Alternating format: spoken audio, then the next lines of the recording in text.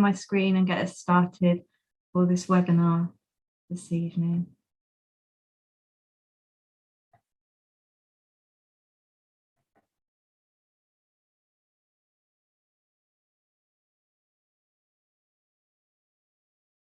There we go. Hopefully all is good with my screen share. Good evening. Thank you all for joining us here at the most recent BDD webinar series. My name is Sarah Sivers. I'm a child and educational psychologist and also an ACT practitioner. I work with adults and children and young people of all ages, and I've been using ACT in my personal and professional life for a number of years. And I've had the honour of being connected with the BDD Foundation for a number of years, and I've had opportunities to share ideas around ACT and processes in some of the online groups. And I've also been part of an in-person retreat day, which was run last summer, which was great. I've contributed to a chapter on ACT as well, to a new book that Nicole Schnackenberg is editing, which is due to be published later this year. So it's been a real honour to connect with the community. So I'm here today to just give a brief overview of some of the ACT principles and give an introduction to acceptance and commitment therapy, and explore some practical ideas and activities that you can use day to day. I just want to add a gentle disclaimer that this webinar is not a replacement for one-to-one therapy, nor is it a one-off therapy session.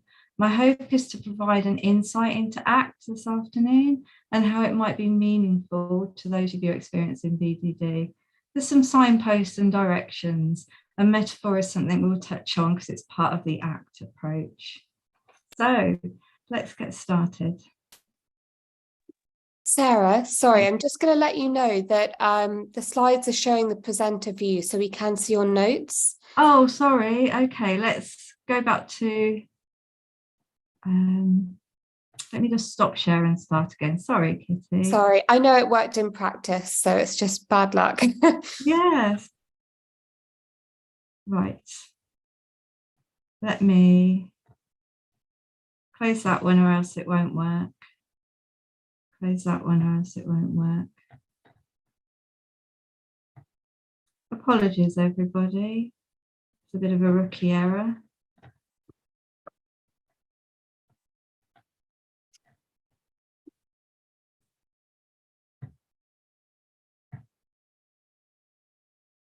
Are you okay for me just to continue from the slide I was on? Yeah, that's perfect. It all looks good now. Thank you. Thank you. Okay, so we're going to have a think together about acceptance and commitment therapy and the principles about being open, aware and active. So as I go along, I'll be not saying acceptance and commitment therapy, I'll be calling it ACT, because the whole idea, it's not ACT, it's ACT, because we're being active in developing psychological flexibility and finding our own way with the approach and the processes as we go along. So keep in mind those ideas of being open, aware and active to some of these that might be new ideas for you. So the first thing we're going to do is we're just going to spend just a minute to anchor ourselves in the moment. So a bit of a grounding activity to sort of breathe in and hopefully bring my heart rate down a little bit, as well as I'm experiencing some nerves and we've just had the glitch with the PowerPoint. So I would just like to invite you to do this anchoring activity, which is around mindfulness and self-awareness. And it's around the acronym of ACE. So what we're going to do is just do a short activity where we're going to acknowledge our inner experience. We're then going to come out of our head and our thoughts and engage with the world around us. So often we use this type of anchoring, grounding activity when uncomfortable thoughts and feelings show up for us. And that can often be a bit like an emotional storm. So there's this metaphor of finding a safe harbour and dropping anchor. And this won't make the storm go away, but it will give us a chance to hold steady. So what I'd like you to do is just sit comfortably in your chair or sofa, wherever you are, feet on the floor and shoulders relaxed. And I just want you to take a moment to acknowledge any difficult or uncomfortable thoughts and feelings that might be showing up for you at the moment. And just take a second to notice that they're there. And next, I invite you to come out of those thoughts and back into the present moment in the room. I want you to press your feet into the floor or your hands onto the sofa or the table to just ground yourself in this space outside yourself. And then again, we're going to go back into our thoughts, acknowledge those thoughts and feelings again, just be aware of them, name them. Hello, anxiety. Hello, feeling a bit flustered at the moment. I didn't ask for these thoughts and feelings to be here, but here they are. Here they are. And then once again, I'm going to come out of those thoughts and focusing on my head and just notice what it's like to be in this space here. And again, press my hands on the table and straighten my back and be aware of the space around me. And again, I'm going to take that further out and engage with the world around me and look at the room around me and see what's here. And I'm going to notice and think about all of you in the virtual room with me as well. I can't see you, but I can feel your presence with me. And that's the idea of being able to ground a little bit and anchor yourself. It's that sense of being aware of what's going on in us, being aware of our space around us and grounding in that, and then engaging with the wider world around us, the room that you're in or the space that you're in, if you use this activity when you're outside. And we'll kind of touch on these ideas again as we work through the ACT principles as we go through the session. So I can feel my heart rate has come down very slightly. So as I say, this activity was always as much for me as it is to give you an opportunity to have that little mindfulness activity. So what I would just like to do is spend a couple of slides, a couple of minutes to have a look at the background and research on ACT and one of the key psychological theories that underlie the whole ACT framework. So ACT was developed by a psychologist called Stephen Hayes back kind of in the late 80s. And this was drawing on his own experiences of experienced panic attacks, which he found very debilitating. And he worked with some other colleagues, such as Kelly Wilson, who also had their own experiences of anxiety and psychological distress. So they came out with these ideas, these psychological flexibility ideas.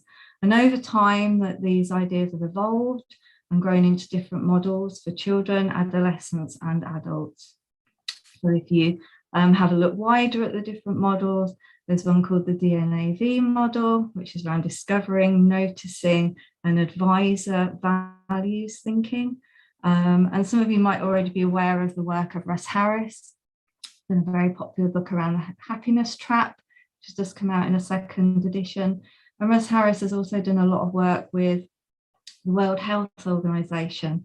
He's created an ACT program for refugees, which has been translated into many languages and used across the world.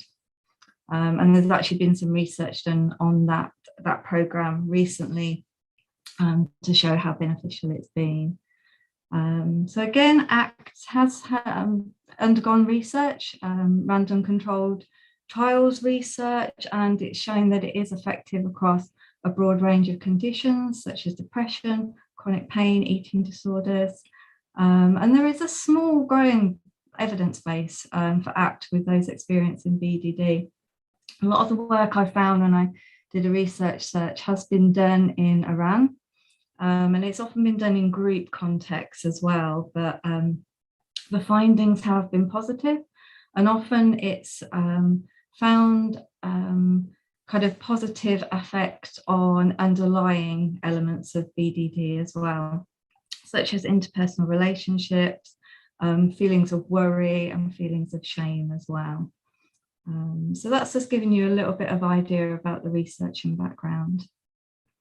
And as I say, I think it's really important to introduce to you this idea of the psychological theory behind ACT, because I think it's very pertinent to those of you experiencing BDD. So this idea of relational frame theory, it's a core theory that was co-developed by Hayes as well, alongside ACT. And again, it's been picked up, it's been developed over many, many years. But basically, it's a theory of language. And it's a theory of language that takes into account the child development of language, but it also takes it wider and shows how we very quickly can create relational frames with all of the things that are going on around. So, for example, here, we've got a very simple frame that a child might develop. What's that? It's a dog. Dogs go woof. And you can take that back and forth. What goes woof? A dog. What does a dog say? So those frames build up, and then a child can start to compare, contrast, see similars and differences in other animals that they see. They can start to discriminate between different types of dogs and things like that. So we gradually build up these quite simple frames, and then as the child gets older and we become much older and adults, those relational frames become wider and we apply them more to ourselves. So with these ideas that it's external experiences, and then we take that into our internal working model. And the words and sensations we hold in our personal reference library to represent our experiences can be extremely powerful. We know those words that we say to ourselves, how we can describe ourselves and our environment. And these links and relational frames, what's really amazing is even with a young child, how quickly they can get into that comparison areas and association areas of these frames. So for example, the phrase at the bottom, A is more than B, B is more than C. That's a fairly passive kind of sentence in terms of you've just got more than, but you can add some value to that and suddenly it extends it. So A is brighter than B, or A is more beautiful or clever, or all of those things. And then suddenly you can very quickly make that frame to where C sits in that framework. And we do that with ourselves and we do that with other people. So to bring that to life just a little bit, I want to give an example of myself. So this is me. It's a kind of cartoon picture of me. So me, Sarah. But at school, particularly secondary school, I had experiences of a lot of nicknames which were based around my image. And those nicknames became part of my way of understanding myself and talking about myself as well. And they have stayed with me. And there are times where those frameworks come up very, very quickly for me when I'm doing things where I think that people are going to be looking at me and have those opinions of how they think I might look. And those old words and phrases come back to me very quickly. And I'm sure those ideas will resonate with you. But what ACT wants us to see is how these frames can trap and overwhelm us, and how these frames are ultimately just words. And how we can, with work, develop new relational frames. And we can develop new ways, new language to think about ourselves and others around us. Even if we think about words such as the concept of the pandemic. Just 3 years ago, pandemic wasn't a word that was necessarily something that you would know a lot about. We certainly wouldn't have a very quick frame of reference to it as we do now, having experienced COVID-19 effect. So that shows how we can develop, even as adults, new frameworks, new layers of language. Okay. And what we want to think about now is that we don't want to get stuck in those inflexible ways of thinking. So what ACT suggests is language can be used in this real flexible, psychological flexible way. And that's where the 6 core processes, which we're going to look at now, come in. And also that's where we started off with the anchoring activity, where that idea of metaphor comes in as well, because it's using language, it's changing language around as well, almost being playful with language sometimes too. So I invite you to sort of think about these ideas of metaphor. Think about ACT as exploring different parts of our ways of thinking about ourselves and our way of approaching the world. And again, we're going to sort of use this parts metaphor as we go through, parts like a jigsaw puzzle that we can fit together. And I also want us to shift away from the ideas of absolutes on how we think. We have different conflicting and complementary parts to our thinking and our behaviour. And that's what I want us to lean into a little bit today. So this is the model of psychological flexibility as developed by Stephen Hayes, and as I say, developed further by many clinicians. And it's called the hexaflex, and it's a very simple reason why it's called that. It's in a hexagon shape, and it's a model around psychological flexibility. So someone thought hexaflex would be a very good way to name it. And as you see there, we've got these 6 interconnected principles or processes, as they tend to be called in ACT. And they all interlink. You can see the lines coming here across there. But just for ease today, we're going to have a think about them in a fairly more sequential way. But then we'll come back to see how they link together to promote psychological flexibility. So again, we'll start at the top of the model and bring back to the activity that we did earlier in the session, this contact with the present moment. So this is the mindfulness element of ACT. It's that sense of just being here now and being aware of your space and yourself. Not really doing much with it, but just being aware of yourself, taking a breath.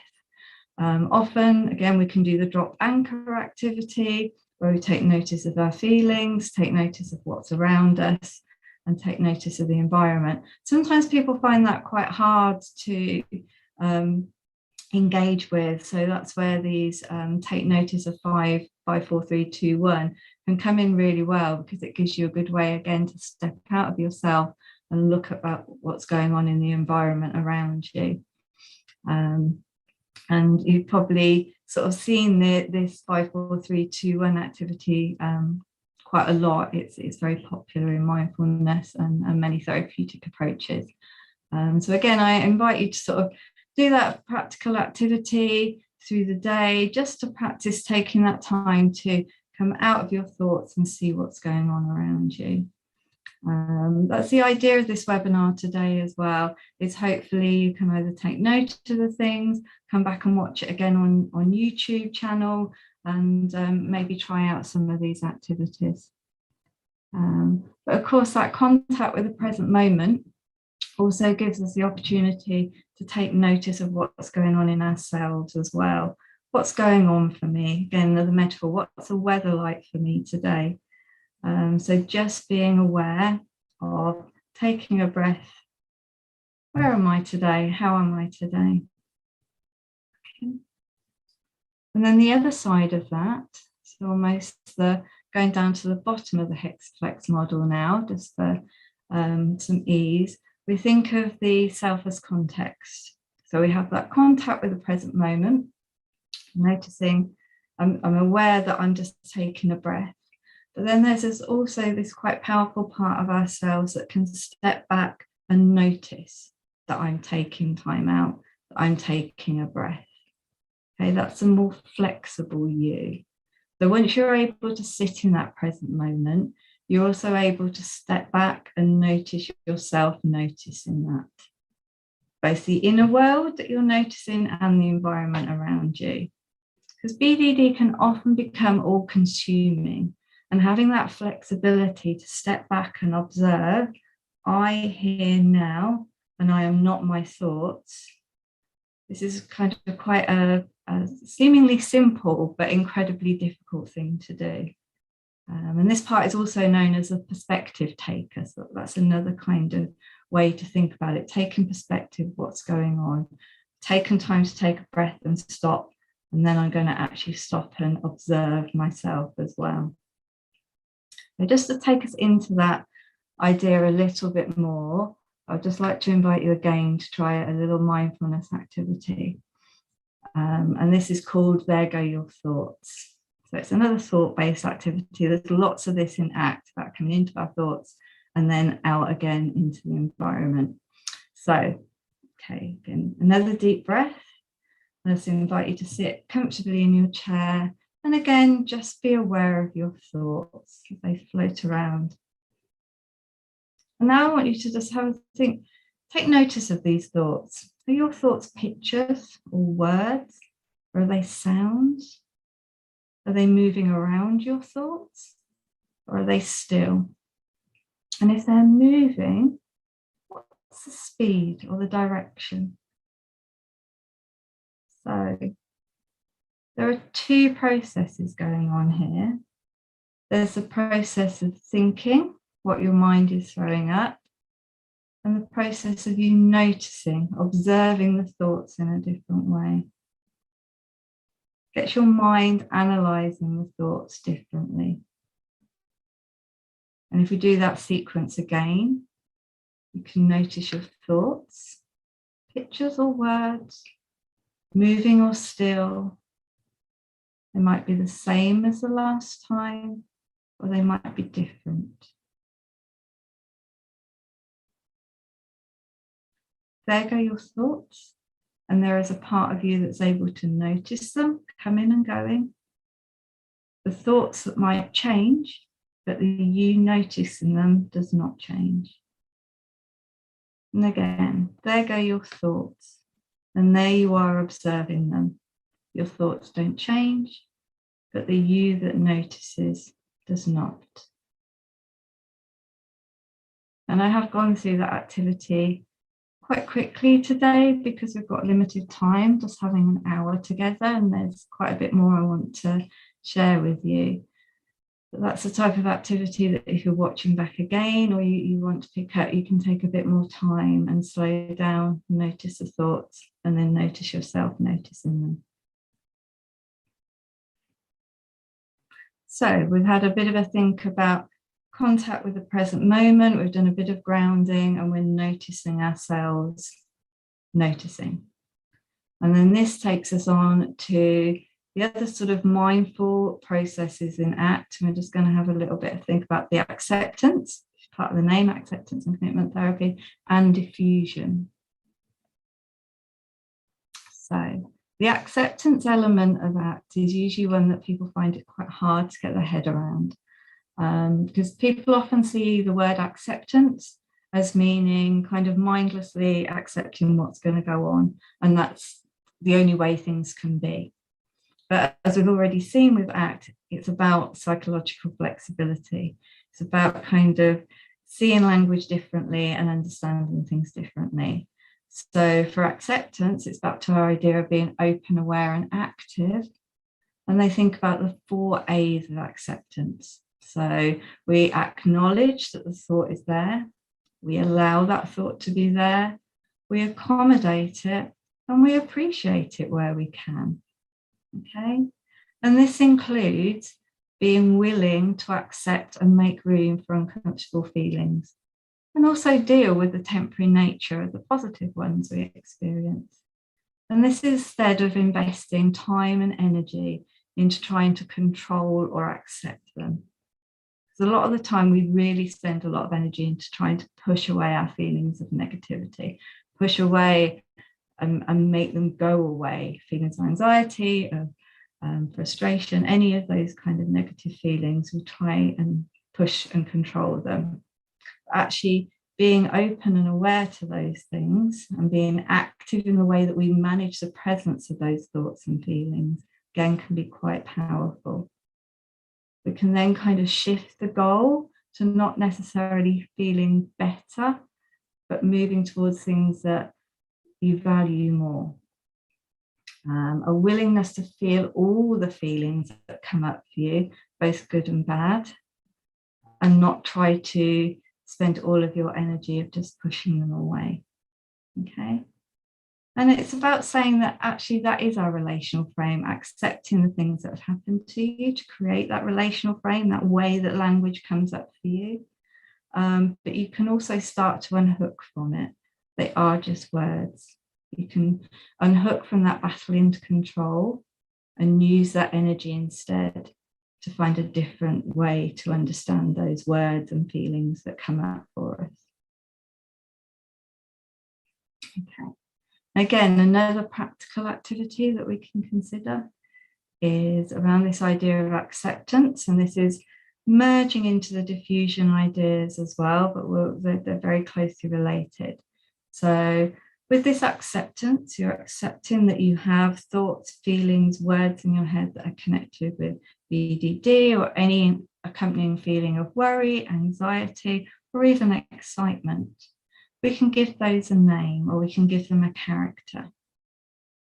And that character can be a bully, it can actually be a protector, it could be an overly helpful friend, or it could be Mr. Control. So again, over time, you can think of different ways to think about those different parts that show up for you, the different words that come up, and how you might accept them and give them a different name. And then that enables us to accept them in a little bit and think about them differently. So we can thank the overly friendly, helpful friend and say things like, I know you were just there trying to help me, but that's not what I want today. Again, using language differently to understand what's going on in our heads.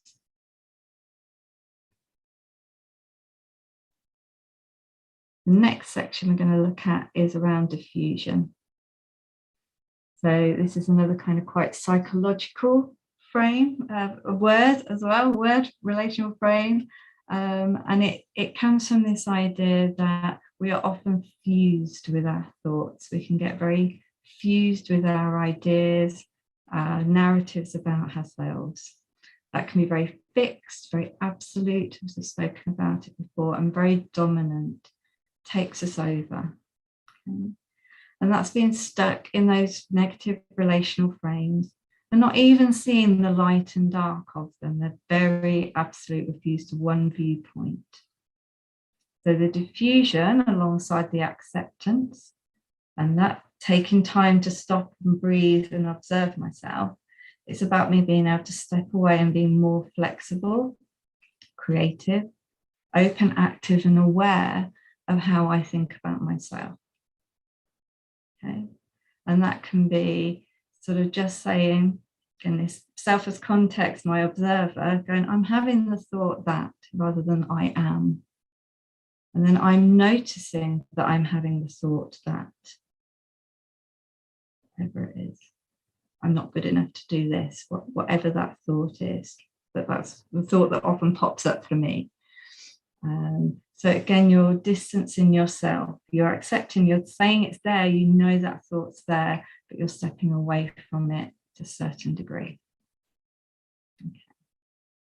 So let's take us into another short practical activity again, another visualization activity. So this is called Hands and Thoughts. And with this activity, I've just got a few notes here to remind myself of it. This can help us sort of become aware of how we can become all consumed by the thoughts and the words in our head, and how we can step back again. So we're online, so this works a little bit differently, but I have done this activity online and in person. So again, I invite you to just sort of sit comfortably in your chair, feet on the floor if that's comfortable, or you're able. Relax your shoulders and just take a breath. And I just want you to sort of look in front of you, whether that's down onto the keyboard of your laptop or out into your lounge or wherever you are, and just imagine in front of you everything that's really important to you. All the pleasant things, the people, the places you enjoy going, the events you like going to, the music you like, the objects. Some of them that might actually be there in real life, some of them you can just imagine. So all of those things are in front of you. Got lots of things popping up in my visualization on my laptop at the moment. And also, I want you to then visualize some of the painful stuff, the problems and the challenges that show up for you. And put them there as well, put all of those things there in front of you. And then we can add all the indifferent things as well. The shopping, the housework, the cleaning the car, the paying the bills, all of those things that come up for us every day, we can visualize in front of us. So now what I invite you to do, hopefully you can see me in my little box, is put your hands out a bit like a book in front of you. And then as we sit here, sort of look down, you can see all the things in front of you. I want you to slowly lift your hands in front of your face. So they come up and cover your face. Now I'm going to take mine away so you can hear me. I just want you to keep your hands covered just for a second. And think about what's happened now. How much can you see? Very little, because your hands, which are your thoughts, feelings, which I forgot to add, your hands, which are your thoughts and feelings, have come up and covered your eyes. Okay, how much are you missing out on? Now your thoughts and feelings have covered what you can see. You can't see all of the problems and the difficulties and the boring day-to-day stuff, but you also can't see the things that matter. How difficult is it to focus on things and even listen to me with your hands covering your eyes, your thoughts and feelings taking center stage?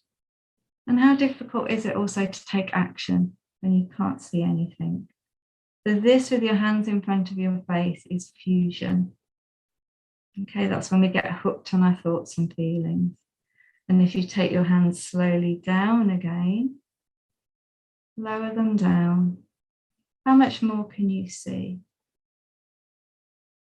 How much more possibility can you see? And how easier it is to engage with the world. But actually, these thoughts and feelings are still here. As the hands, they haven't gone away. I haven't pushed them away, made them disappear. They're still here, but I'm able to hold them at a different level. Okay, and it's able to help me make a few more decisions, help me maybe see things a little bit more clearly, maybe sometimes see the sunshine a little bit. And actually, there might be times where I do need these thoughts and feelings to come up and be closer to me, because as we said before, with the acceptance, some of those might be my protector thoughts and feelings, and it's useful for me to keep them in mind, so I'm not doing too much risk taking. Okay. So that's the idea, again, that you can run through as an activity in your head, or just do it for yourself sometimes, or just think when you're getting a bit overwhelmed, my thoughts and feelings are taking over, I can put them down slightly, even if it's very, very slightly, so you can peek over the top and have a slightly different view, slightly more open view. Okay. Thank you. So we've gone down one side of the hexaflex, and the things that we've thought about already are what are described as the more mindful elements of the processes. So we've done the present moment, taking time to breathe, drop anchor, ourself as context. So we've stopped, observed myself, taking a moment. The acceptance and diffusion element. So really thinking about my thoughts, accepting them, and again, trying to see them differently. So the next element we're going to look at is a slightly more active side of the hexaflex. And we're going to have a look at quite a core heart of ACT, actually, and it's the idea of values. And again, when I do in-person activities around values, we can do a lot of work with cards, sorting cards, looking at lists of values. Obviously, that's not going to be practical for us today on a webinar. But I do invite you to look out for lists of values, cards and things like that, and spend some time really thinking about your values and what's important to you in life. So values guided action is at the heart of ACT because it focuses in on what is meaningful to and for us. So if you think about it, we've just done that mindful side where we're able to kind of breathe, take time to notice, take time to sort of accept some of the thoughts. It's almost a what next? What can I do? What can I do to lead a more meaningful life? And actually, we need to think about values as not necessarily goals, not necessarily outcomes, but being value guided can lead to meaningful goals. Values aren't just strength, but they refer to the things that are important to us, the things that can kind of guide us and help give our life meaning. What we need to think about as well is we can often find it really difficult to apply values to ourselves, particularly positive, affirming values. So what is a useful place to start, and I know where I started myself, is to think about the values that activate us to do something for others and how we can apply those values out in our lives. How do we do things for others? And that kind of led me to think about, well, we can't do the card exercise really online. So let's have a think about the core activities we might do to bring values to life. And for the purpose here, I want us to have a look at the 6 steps of well-being.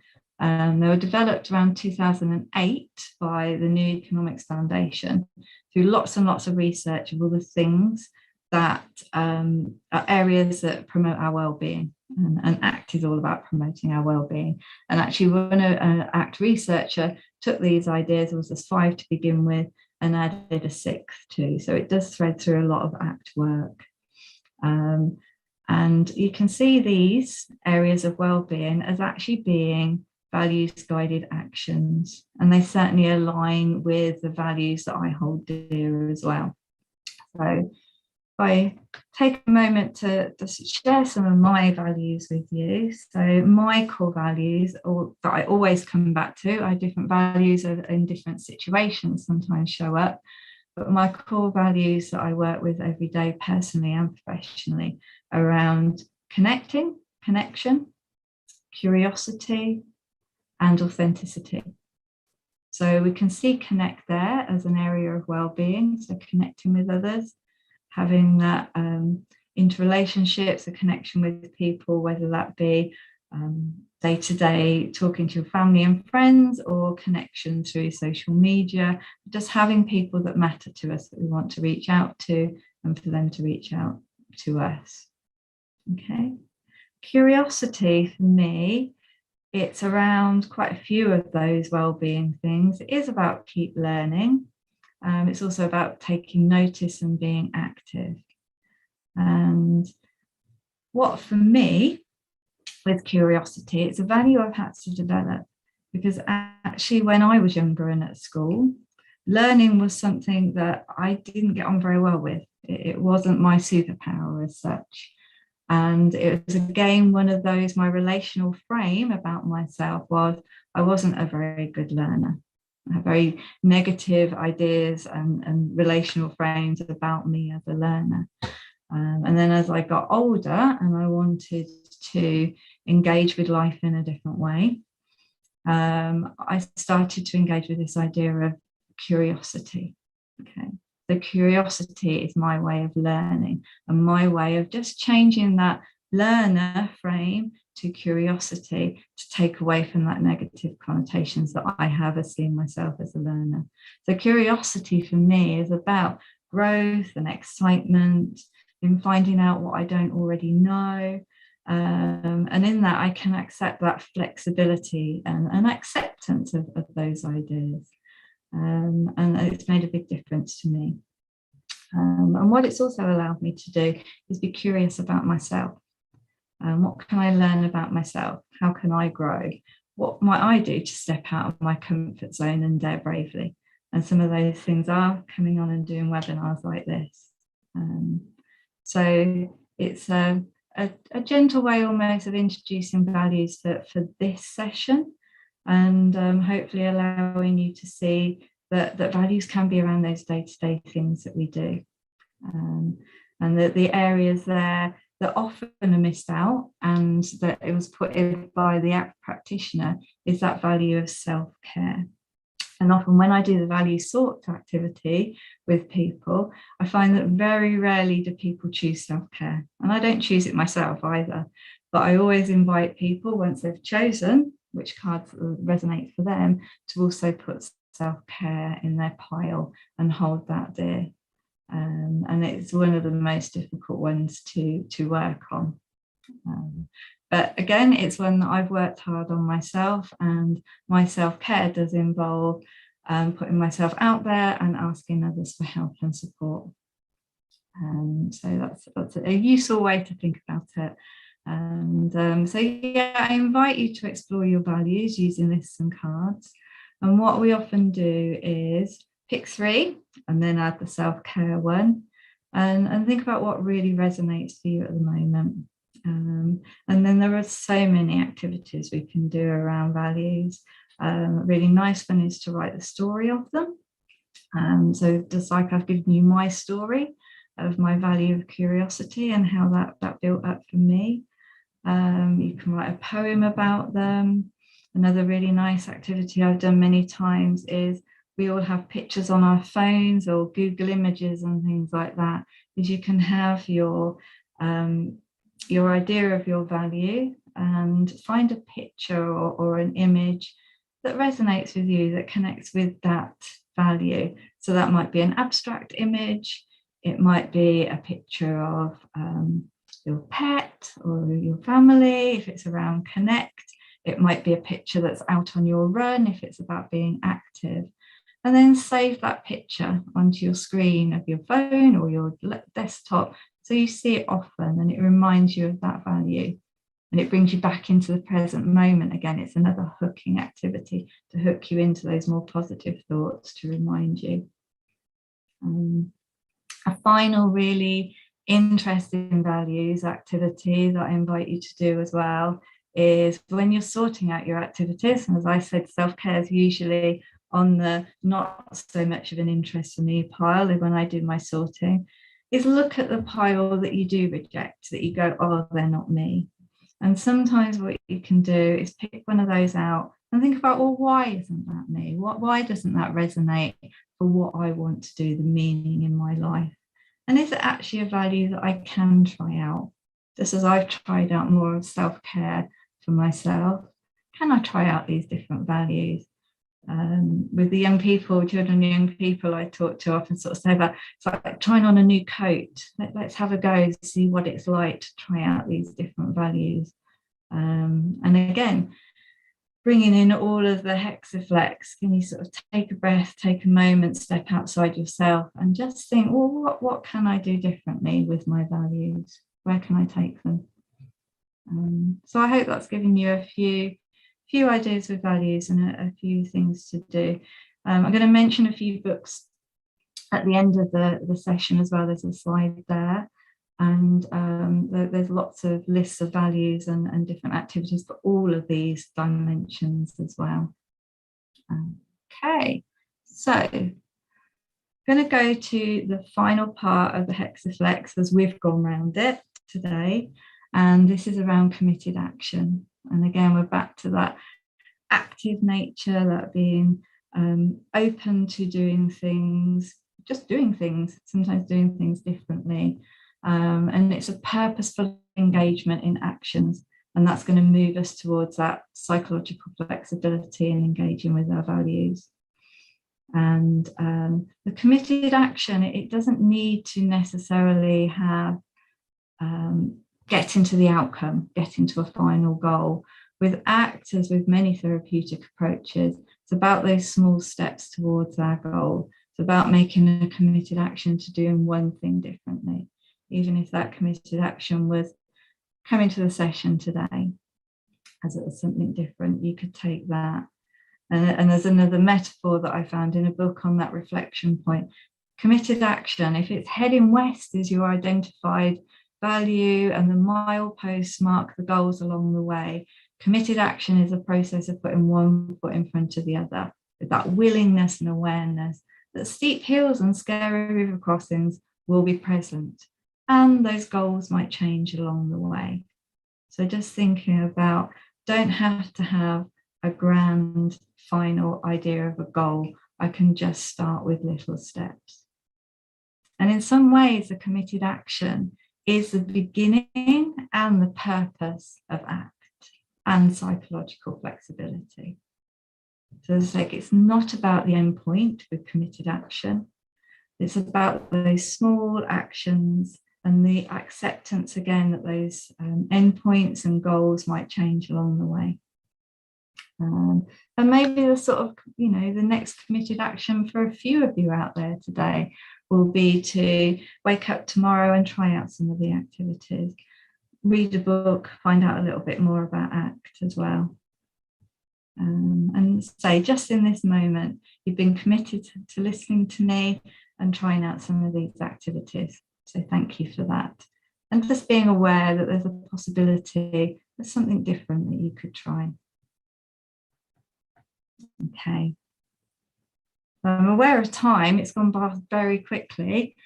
So to just want to bring together some of those ideas, the sort of, what now and a final metaphor-based activity. So again, very popular metaphor used in ACT is this passengers on the bus. You might have come across it before, but we're taking in the whole idea of that hexaflex model now. And what this invites us to do, and I shall read through a kind of, again, a little bit of a visualization. I think we've got a bit of time just to do that quickly. So what we're going to do is just think about you on a bus and you're the driver. It's your bus and only you can drive it. You can determine the speed and the direction, and the road ahead is your journey. Okay, but on your bus is a bunch of passengers, and these passengers are made up of your thoughts, emotions, sensations, memories, and they've hopped on your bus at different times in your life. Okay, and most of the time these passengers are happy with the journey and where you're going, but unfortunately you have some passengers that can be a bit bossy, they can be a bit mean. They can criticize and come up with different ideas and take over your attention as a driver. You've also got some kinder and nicer passengers on there, but often it's these noisier passengers that show up more. And they are basically your self-critic. They pop up in different ways. And particularly if you try and make a change to your journey, go left rather than right, that's when they can get really noisy, because they like you to be fused and go on the same journey all of the time. They like that regular thing, even if that means that you're not going to some exciting place that you want to go to, or you're not experiencing meaning and joy in that journey. They keep you going on that way because it's familiar. Okay, so what do you do with these passengers? What can I do about them?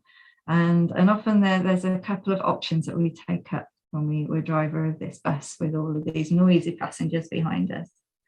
So we can do what the passengers say, the noisy dominant passenger that tells us you need to stick on this one journey and this one journey only. You believe what it says and you just keep going on that journey and hope it keeps quiet. But actually, do you make much progress? Does it keep you stuck? Do you lose momentum of just keeping on that one safe, predictable, but often not very nice journey? The other option is you can fight with the passengers.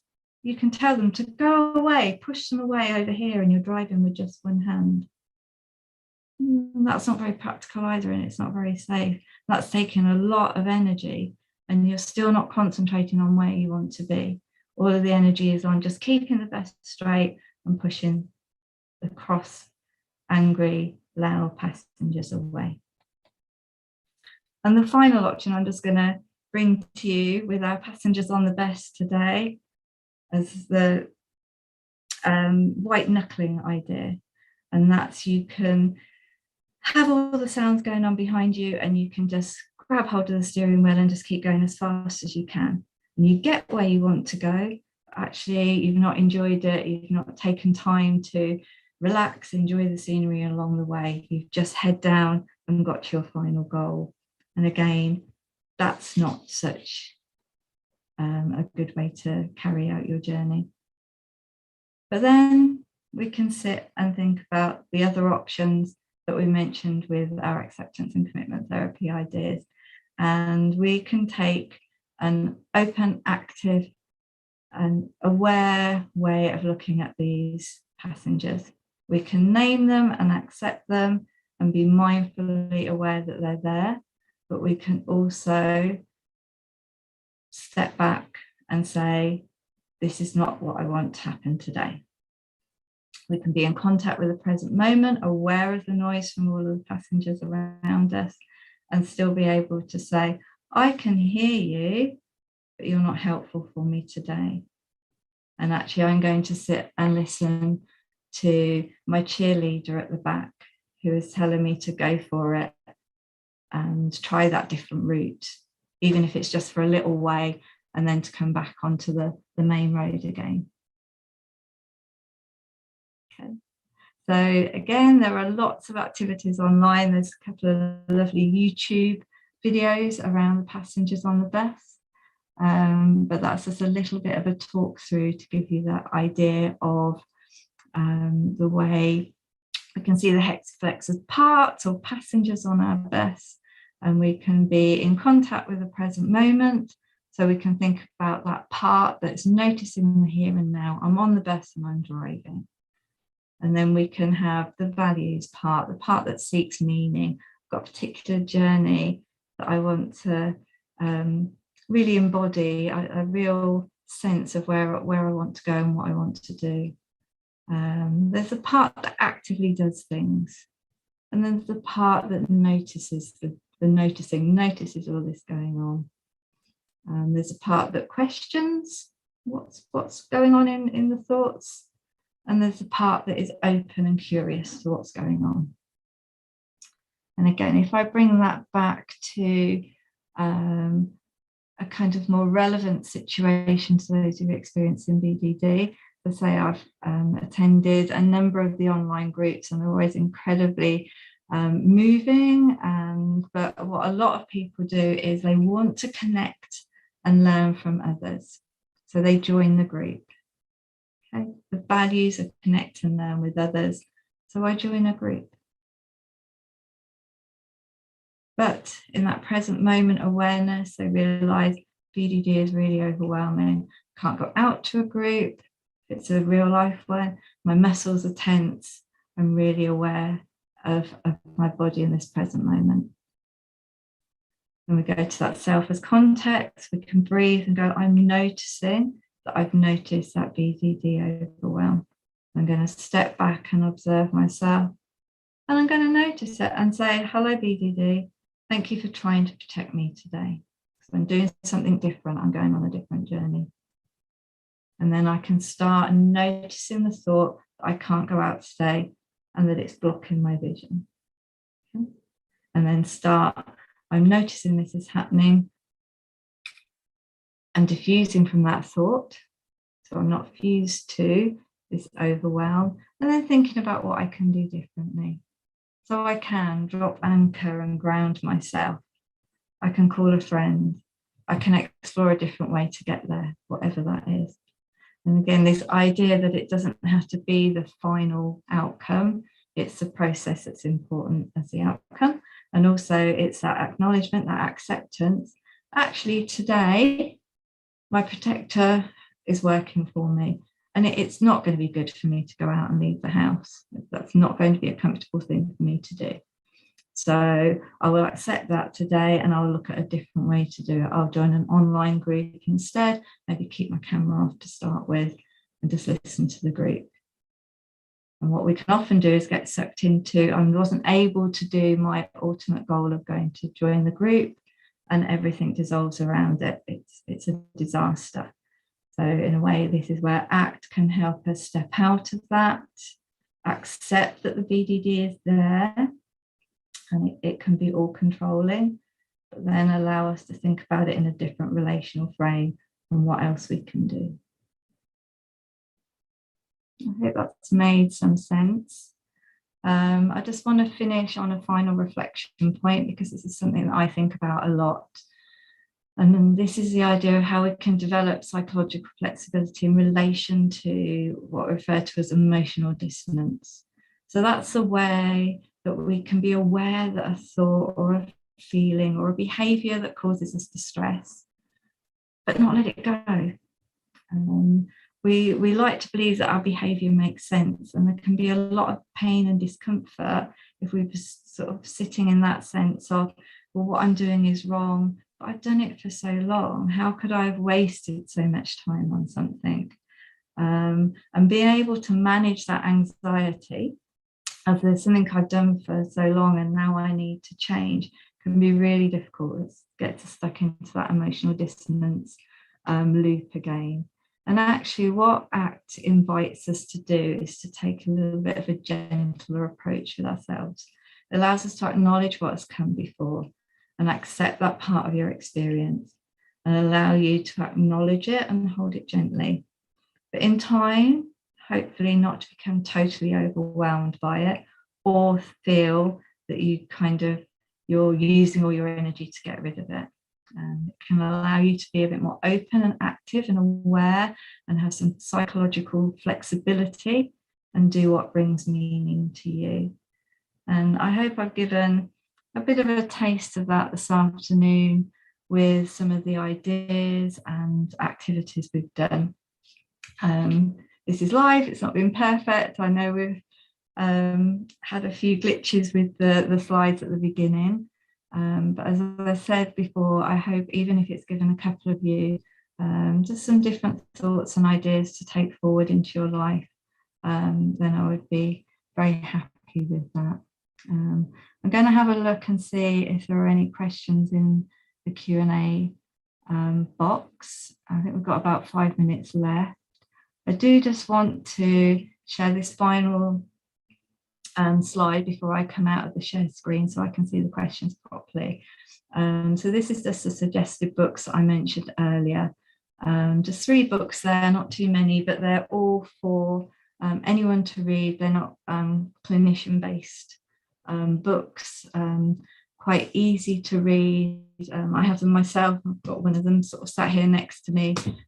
It's been part of my work about ACT. So I say I use it as a professional, but I also use it day to day in my life as well. So there you go. We've been able to see those references. I'm going to stop my share so I can just have a quick look and see what questions it is.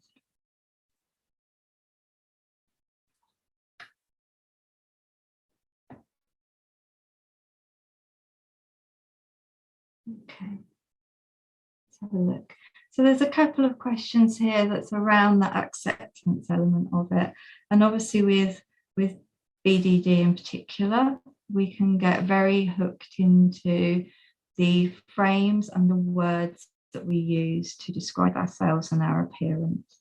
Okay, so it's round to that idea of that might feel really impossible to do, but it's just a gentle move towards being able to step back slightly and notice yourself doing it, being able to use some of those diffusion activities as well. So if the acceptance part feels a little bit hard to hold on to begin with, if you can sort of try with some of the diffusion activities to just see them as words. Okay, they are words that cause a lot of pain and discomfort, and they could be very overwhelming for you, but they are essentially words. And if you can take yourself into that, I'm noticing that I'm having the thought that, slowly over time, what people have found with using ACT over many sort of months and weeks, that those type of things can slowly help you move away and then start thinking about bringing in the values work and things like that. I hope that answers that a little bit. There's a question as well around that acceptance idea as well. And would we thank the bully in acceptance? And I think there's the idea of thanking a bully is the acknowledgement of, we see them as a bully, but why are they there for us? They're bullying us, but underneath that bullying, are they actually trying to protect us in some way? Are they trying to sort of push us into that safe place by being horrible to us and holding us back? So again, it's, we name them as a bully and think about, well, why? What's your purpose to me? What are you doing for me in my best load of passengers? So again, it's being gentle to those bullying parts. Okay, thank you. I can see you're just trying to protect me. Is the idea there. I'm aware, I can see the time, and I think we've just pushed over into 8 o'clock. So thank you very much to the BDD Foundation for inviting me on. Thank you to Kitty for supporting. And let's say, I hope someone has found something of interest from my session today. And I hope to link up with you at some point in the future. Thank you. And